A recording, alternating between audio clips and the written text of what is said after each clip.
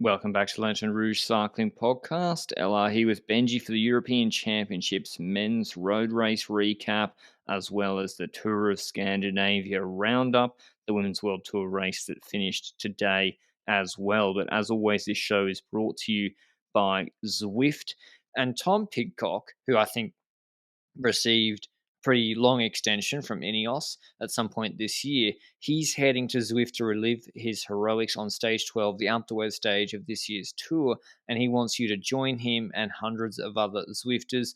This will be a more social ride than his rampaging, descending, and 43-minute ascent to the 21 switchbacks of the Alpe d'Huez during the tour. He's running up Alpe d'Huez Zwift at 6 p.m. British Standard Time, 7 p.m. European time, so a bit behind during the day in America on Monday. So head to Zwift.com to get your free trial. Sign up to the event via the link in the description or in the Zwift companion app and ride with the Grand Tour stage-winning Olympic and world champion in multisports, Tom Pidcock, from the comfort of your own home, if Alpe d'Huez Zwift can be described as comfortable.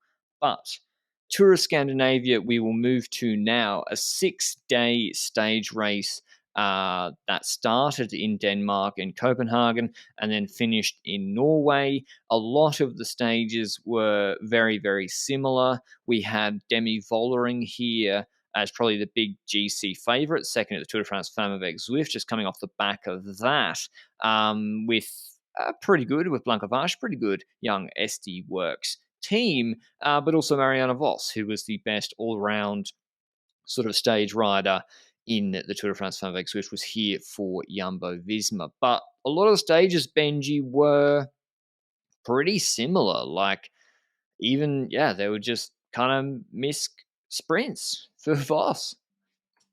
Yeah, it was basically a Marianne Vos festival at the Tour of Scandinavia this week, and it was really intriguing, to be honest, because it started off with two stages in a similar tone. There were some attacks in the first two stages to spicing things up throughout, but let's be honest, it really came down to the final sprint, outside of a Vollering attack with 14k to go on stage 1, for example, which never really went anywhere.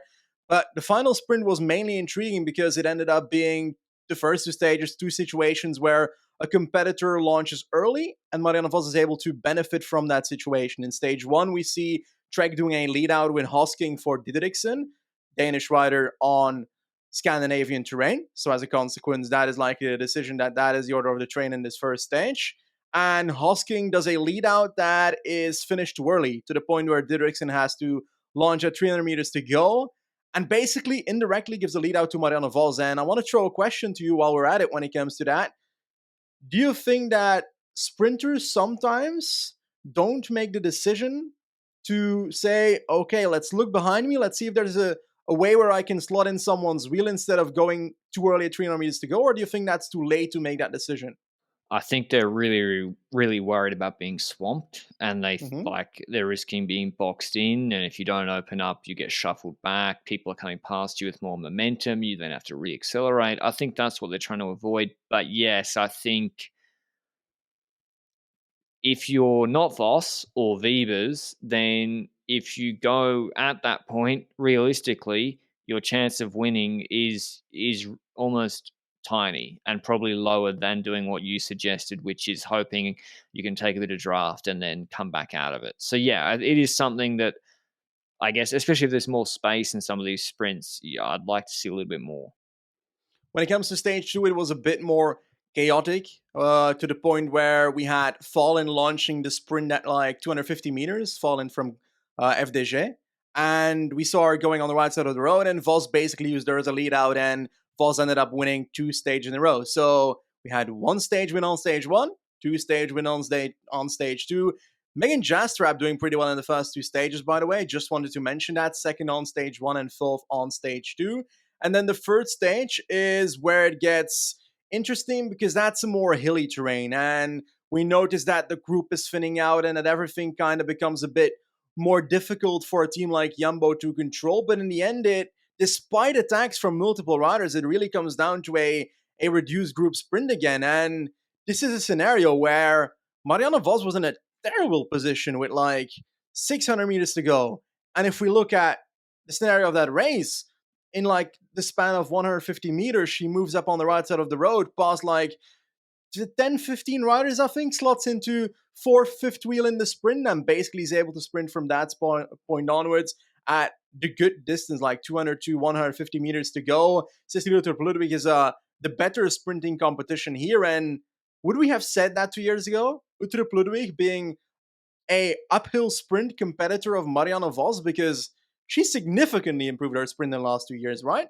Well, yeah, and she beat Voss. It was a pretty punchy finish in the Tour de Yeah. France stage. She won, and came from a better position, maybe. But yeah, her uphill sprint is probably her strongest point. That doesn't mean she's going to win Flèche Wallonne. I mean, she's, I think, podiumed it before, Yeah. but it really her best is like 400 meters, 6 to 7% seems to be like the best thing for her. A little bit less, Voss has Yeah. the advantage, and a little bit more, maybe Nuvia Doma has the advantage. But that seems to be the real sweet spot for her. But yeah, I'd echo what you said on Yastrab as well. Like, she is hugely talented. She's only 20. She won World Champs Juniors road race in 2019. She then has been on 2 years at DSM. You probably haven't seen her getting her own results because she's but in the unbelievably stacked train of Vibas, where it goes.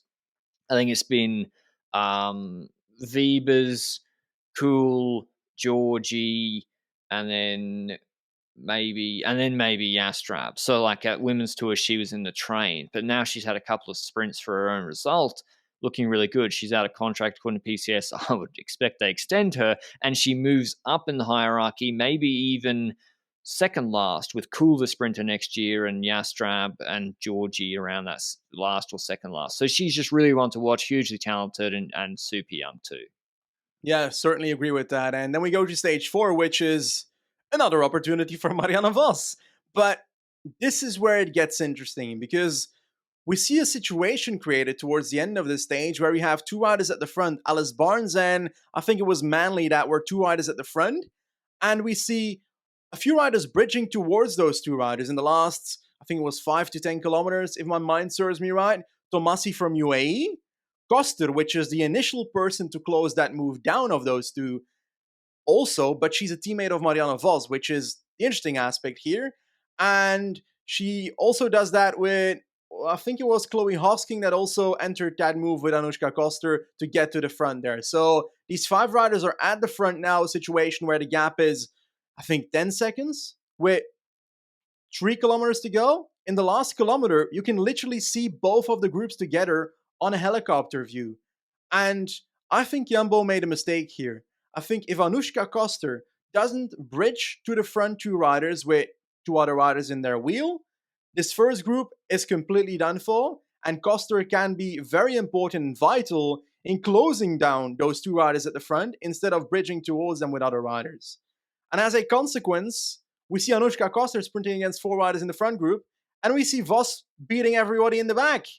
And they all finish in the same time, but Vos loses the stage. And if Jumbo plays that differently, I think Vos wins the stage. And I think that's a missed chance on a 4 in a row for the team, which is kind of mad if you think about it. 4 in a row for Vos, because like these other riders at Jumbo are doing work, but Vos is a one-man army, one-woman army.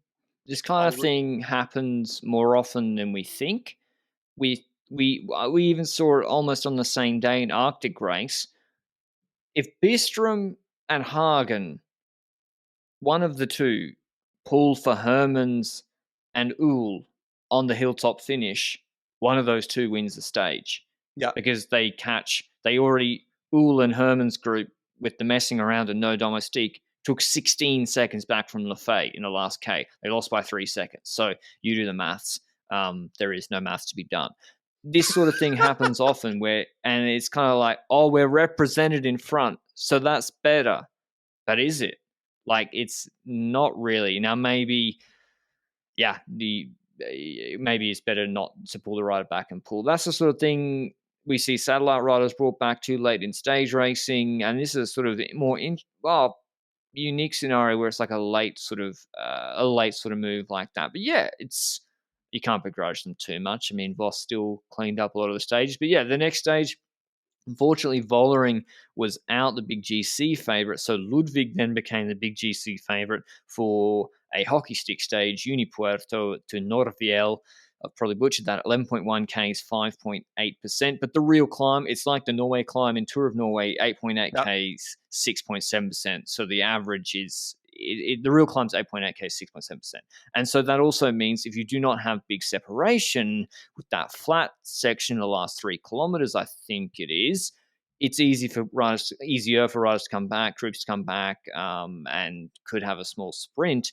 And that's what we had with Ludwig beating Liana Lippert, Julie van der Velde for Plantapura. She's quite good, coming third on 31. And then Josie Nelson, don't know why I made the British rider Dutch, Josie Nelson.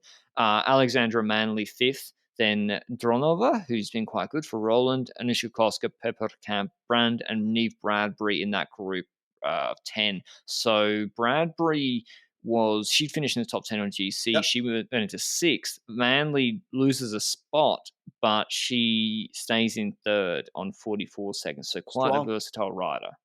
Yes, certainly. I think we mentioned her quite a few times in the women's tour recaps. She did great on that uphill finish to Black Mountain. I'm always having difficulties with the colors of these mountains, okay? I swear there's like a green mountain climb in the Tour de Langkawi. We've got a black mountain in the women's tour. Like, we've got Econ colored Blanca, mountains White everywhere. Mountain.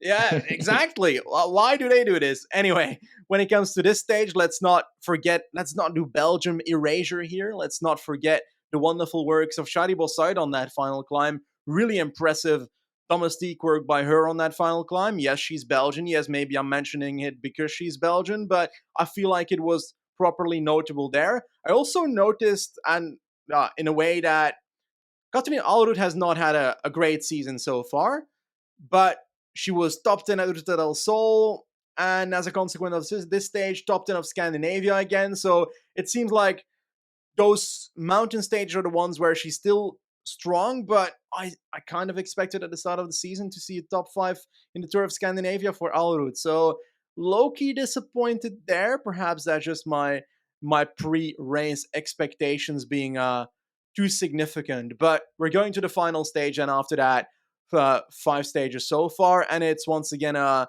potential opportunity for Marianne Vos, and Yama played differently now. After stage 4, they realized, okay, well, I don't know if they realized it. In that stage, they had a tactical mistake that led to Vos not winning that stage, in my personal opinion. In this final stage, Anushka Koster does a reverse lead out to the point where it looked like Anushka Koster might have had a chance of winning this, but the difference was so limited in the last 400 meters that Vos was worried, and Vos moves up, and she basically initiates the sprint, together with other sprinters all at the same time. Behind Anushka Koster, Koster would not have made it, so it was a wise decision for Marianne Vos to start that sprint there, and she sprints past her teammate and basically wins the sprint again. So that is 4 stage wins out of 6 for Marianne Vos, and it could have been 5 if they played stage 4 better. So that's pretty mad, right? Yeah, carrying that shape from the Tour de France, incredible. But there was just a lot of stages that suited her as well. I'm surprised there wasn't like a big proper break that won by like 6 minutes on one of the this final stage actually. But Ludwig wins GC ahead of Lippert. She's had a good last couple of months. Cecilia Ludwig. Manley 3rd, Dronova 4th, Bradbury moves up to 5th, Van der Velde loses 2 spots on the last stage, goes down to 6th, Costa Brand, Allarud, Magnaldi rounding out the top 10. And I don't know, it's a curious race. It's like after the Tour de France Femme avec Zwift, straight into a 6-stage race. And it seemed like, well, like for example, Trek Segafredo, they sent Cordon Rago, who was at Tour de France, but like Van Dijk and Longo Borghini out. And Van Dijk's been pretty vocal on Twitter saying there needs to be some more time trials in women's cycling. Yeah. And I think she said it's like 1 in Women's World Tour all year. And I think we had enough sprints here. Like we really did. Yeah. I don't think it would have been more interesting for the race if there was a TT before the climb. And then the question is, can Van Dijk hold on to her advantage, or Brand. Reusser against Ludwig on the climb?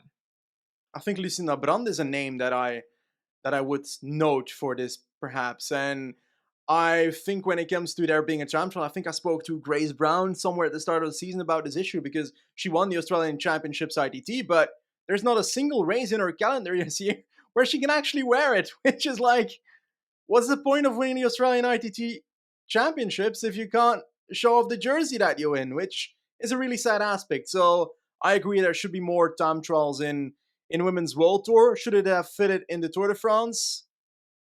I kind of feel like the Tour de France Femme should have a time trial, but I'm not necessarily against it not having been there this year. That makes sense? Yeah, or maybe like probably not a TTT. Like TTTs are mixed on. Like the Tour de l'Avenir usually has one every year. Complete disgrace. Like it, it's actually Two horrendous. this year. It has two. Okay, it's like people don't realize this is going to be shocking maybe to people. A lot of people in cycling don't watch the races. Like really, and we're talking they don't even watch World Tour races. People that make decisions on signings, they don't watch all the races. World Tour races. They're certainly not watching every minute of Tour de l'Avenir. It's like, did you get third on GC? Great, congrats. It's like, well, he got third on GC because he was on insert Northern European team where they're all on a really good TT equipment and the whole team is really strong. And the kid that came eighth could have come fifth, but he's on a team with four riders and they never Yeah. practice TT. And it's so stupid for a development race to not to have a TTT. That being said, TTs and TTTs, I think would make the Tour de France Femme a bit more, particularly in the Van Vleuten era, it could level things up a little bit. So I think they may restore competitive tension in those races. So maybe we'll look to see if they're introduced next year. Certainly individual time trials, there needs to be a couple more Well, at least next year. when it comes to a team time trial, I'm not sure it would restore because the top two Trek, riders in the Tour de France Femme were Dutch. Oh yeah, I'm stupid. It's in Tour de Longo l'Avenir, it's Borghini would country, so get I was gifted. confused for a second. Because Yeah, in Tour de l'Avenir, it's in country based, right? Here it's in trade team yeah, based, yeah. obviously in Tour de France Femme, so my bad. I was completely off the rails there for a second. I thought, okay, the Dutch team's gonna. Anyway, Nah. that was Tour of Scandinavia wrap up. Hope you enjoyed it. We'll be back with our Vuelta a España preview dropping early this coming week. We have to wait for squads to get announced. There's been like two confirmed squads. It's not like the Tour, unfortunately, where they're announced a bit early. It's about Bora and maybe AG2R have been announced, and UAE. UAE. I Ayuso. can't wait to talk about UAE. Hold that. We're going to talk about Ayuso. Let's go, baby. Come on. I love Ayuso. I actually got some thoughts on it. I think it could be good. Anyway, stay tuned for that. As a little teaser for the Vuelta a España preview. We'll see you with that early in the week. Ciao.